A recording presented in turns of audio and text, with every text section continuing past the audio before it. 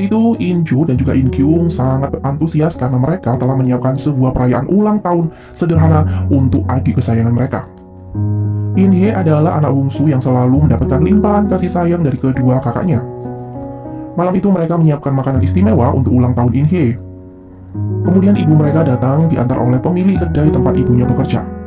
Respon Inju sedikit kurang ramah melihat ibunya dekat dengan pria tersebut. Kemudian saat makan malam bersama, Inju dan Inkyung memberi Inhye sebuah hadiah istimewa. Awalnya, Inhye tiba-tiba mengatakan ia ingin mendapatkan hadiah sejumlah uang untuk operasi hidung, agar hidungnya bisa seperti hidung keluarga bangsawan yang terlihat kokoh dan tegak. 구체적이고 귀족적인 코? Permintaan Inhye tersebut terasa aneh dan lucu bagi kedua kakaknya. Kemudian dengan bahagia, Inju dan Inkyung memberikan Inhye hadiah sejumlah uang yang bisa digunakan untuk Inhye ikut dharma wisata ke Eropa. Inhye pun sangat senang karena ia memang sangat menginginkan hal tersebut. Namun, disitulah awal sebuah masalah. Ibu mereka merasa kesal karena ia pernah meminta sejumlah uang kepada anaknya untuk pergi ke Filipina menengok ayah mereka. Namun saat itu, Inju dan Inkyung tidak mau memberikannya. Inju mencoba menjelaskan dan menyadarkan ibunya bahwa beberapa tahun ini mereka telah membantu ibunya untuk bisa melunasi semua hutang-hutang yang telah ditinggalkan oleh ayah mereka. Namun saat itu ibu mereka masih tidak peduli dan semakin menunjukkan ketertarikannya akan uang tersebut. Ibu Inhye merasa Inhye terlalu kecil untuk mendapatkan hadiah sebanyak itu, dan Inhye harusnya mendapatkan program khusus karena ia adalah siswa miskin yang mendapatkan beasiswa di sekolah tersebut. Disinilah Inhye merasa sangat kecewa dengan ibunya, karena ibunya tidak tahu bahwa Inhye bisa masuk di sekolah favorit tersebut adalah murni karena keterampilan yang ia miliki. Esokan harinya, Inkyung dan Inju sangat terkejut karena ibu mereka ternyata kabur membawa uang hadiah ulang tahun untuk Inhye.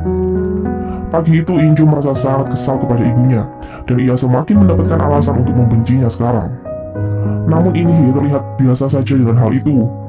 Ia tidak mau bersedih dan juga menangis. Berbeda dengan kedua kakaknya yang sangat emosional antara sedih dan juga sangat kesal dengan ibunya.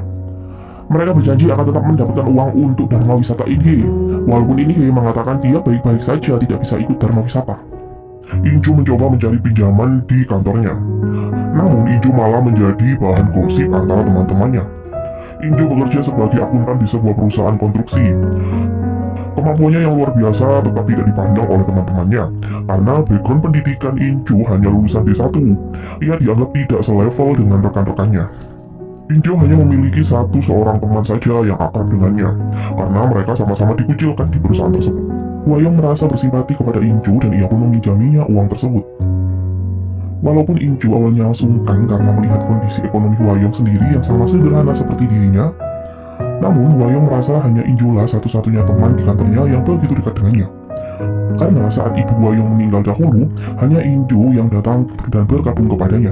Tempat berbeda, Inkyung adalah seorang reporter junior yang belum juga dipercaya menjadi reporter live karena ia seringkali emosional saat membawakan berita. Inkyung adalah reporter cerdas, namun rasa emosionalnya setiap kali membawakan kasus-kasus kriminal menjadi satu-satunya kelemahannya. 먼저 우는 게 기자냐? Kemudian Inkyung mendapatkan telepon dari neneknya yang ternyata adalah orang kaya raya. Nenek Inkyung menelpon karena mengetahui ibu Inkyung telah kabur dari rumah. Ia menawarkan diri untuk menjaga ketiga saudari itu, jika mereka kemungkinan untuk membutuhkan uang. Namun sepertinya ada sesuatu di masa lalu yang membuat Inkyung dan saudara-saudaranya tidak mau tinggal bersama dengan nenek yang kaya raya itu. 돈이 필요할 수도 있으니까. Rupanya hanya Inkyung saja yang pernah diasuh oleh nenek mereka. Namun Inkyung tidak betah dengan perkataan-perkataan jahat neneknya karena selalu menjelek-jelekkan ibu Inkyung. Inju sangat menyayangkan andai saja Inkyung bisa betah tinggal di sana, maka mereka pasti bisa mendapatkan warisan yang lumayan dari neneknya. Inju pernah mencoba mengadu nasib dengan menikahi seorang pria kaya, namun sayangnya ia malah tertipu dan akhirnya bercerai. Dari sini kita tahu Inkyung adalah sosok perempuan yang selalu mengutamakan hal-hal yang benar dan jujur. Ia tidak bisa mentoleransi hal yang salah. Sementara itu, Inhye sedang meneruskan mengerjakan lukisannya di kamarnya. Inhye adalah seorang siswi jenius dalam seni. Kemudian keesokan harinya, Hwayong mengajak Inhu untuk menikmati hari liburnya dengan menjadi orang kaya sehari. Hari itu, Hwayong tampil sangat anggun dan mewah dengan semua barang-barang branded. Ia sangat berbeda dengan penampilan kerjanya sehari-hari. Hwayong mengajak Inhye makan di restoran mewah dan mahal. Dan sepertinya Hwayong cukup sering pergi ke sana. Karena beberapa pelayannya memberi salam seperti mengenal Hwayong dengan baik. Sementara itu In Kyung sedang menemani neneknya makan malam bersama, dan ia bermaksud untuk meminjam uang kepada neneknya untuk dharma wisata Inhe. Nenek In Kyung tentu langsung memberinya uang. In Kyung tidak perlu mengembalikannya. Nenek In Kyung hanya meminta In Kyung untuk sering-sering mampir dan membacakan koran berita untuknya. Kemudian malam harinya, Inhe menolak uang pemberian kakaknya. Ia beralasan bahwa ia tidak ingin kedua kakaknya sengsara karena mengumpulkan uang tersebut. 선생님한테 말씀드렸어. 수학여행 안 간다고. 이번 사건에 대해 피해자와 유족들의 마음이 다 풀릴 Di tempat berbeda, saat In Kyung membahas tentang sosok pengacara yang akan mencalonkan diri, In Kyung merasa pengacara tersebut adalah seseorang yang tidak tulus dan terlibat dalam kasus penggelapan sebuah bank yang telah merugikan banyak nasabah. Bahkan beberapa nasabah tersebut telah bunuh diri karena uang mereka tidak bisa kembali. Di tempat berbeda, Hwa Young meminta In Ju untuk menggantikannya merawat anggrek-anggrek di kantornya selama ia cuti. Hwa Young memberi In Ju beberapa file rahasia tentang hal-hal buruk yang dilakukan oleh teman-teman sekantornya. In Ju terlihat senang mengetahui rahasia-rahasia teman-temannya yang selama ini mengucilkan dirinya. Kemudian hari itu, seorang pegawai akuntan dari perusahaan lain datang untuk menjampai In Ju. Ia adalah rekan Hwa Young dalam proyek luar negeri perusahaan mereka. Kemudian saat jam makan siang, In Ju tidak sengaja melihat Choi Do-il sedang bersama dengan pengacara Park yang akan mencalonkan diri. 그때 변호사가 박지상이거든요. In Ju mempresentasikan semua temuannya tentang kasus bunuh diri 4 nasabah bank, mana keempat orang yang bunuh diri itu dahulu menjadikan pengacara Park sebagai pembela mereka. In Kyung merasa aneh dengan kasus tersebut karena hanya 4 orang yang dibela oleh pengacara Park lah yang memutuskan untuk bunuh diri. Dan hal tersebut membuat dana sebanyak 140 miliar tiba-tiba menghilang. Pimpinan redaksi sangat terkesan dengan kinerja In Kyung. 쟤네들 안 했어요. Kedekatan In Ju dan Choi Do-il yang terkenal tampan di antara para pegawai lainnya membuat In Ju semakin dibenci oleh rekan-rekannya. 전 늘 같은 생각만 했습니다.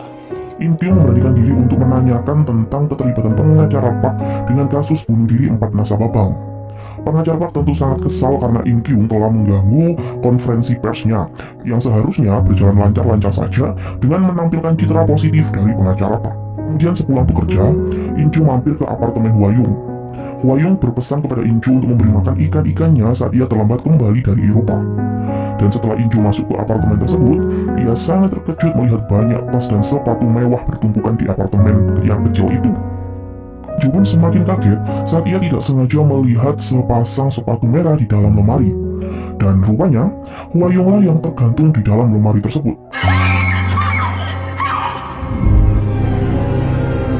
Setelah kembali ke kantor, In Kyung sangat terkejut karena ia mendapatkan berita tentang dirinya yang dituduh sedang mabuk oleh pengacara Park.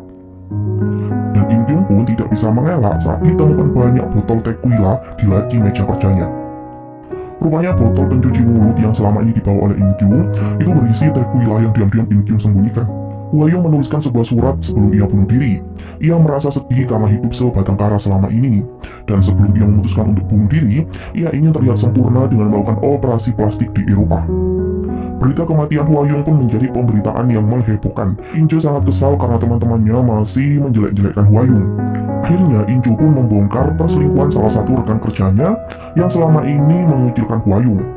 In Ju menyuruh rekan kerjanya untuk meminta maaf karena ialah yang menggosipkan Hwa Young selingkuh dengan direktur mereka. Namun wanita tersebut tidak mau karena ia memang pernah melihat sendiri perselingkuhan direktur Shin dengan Hwa Young. Namun saat itu direktur Shin tiba-tiba datang dan membantah semua tuduhan perselingkuhannya dengan Hwa Young. Kemudian direktur Shin meminta In Ju ke ruangannya. Rupanya direktur Shin telah mengetahui penggelapan dana perusahaan yang dilakukan oleh Hwa Young semasa hidupnya. Direktur Shin telah menemukan bukti pencurian 70 miliar yang dilakukan oleh Hwa Young.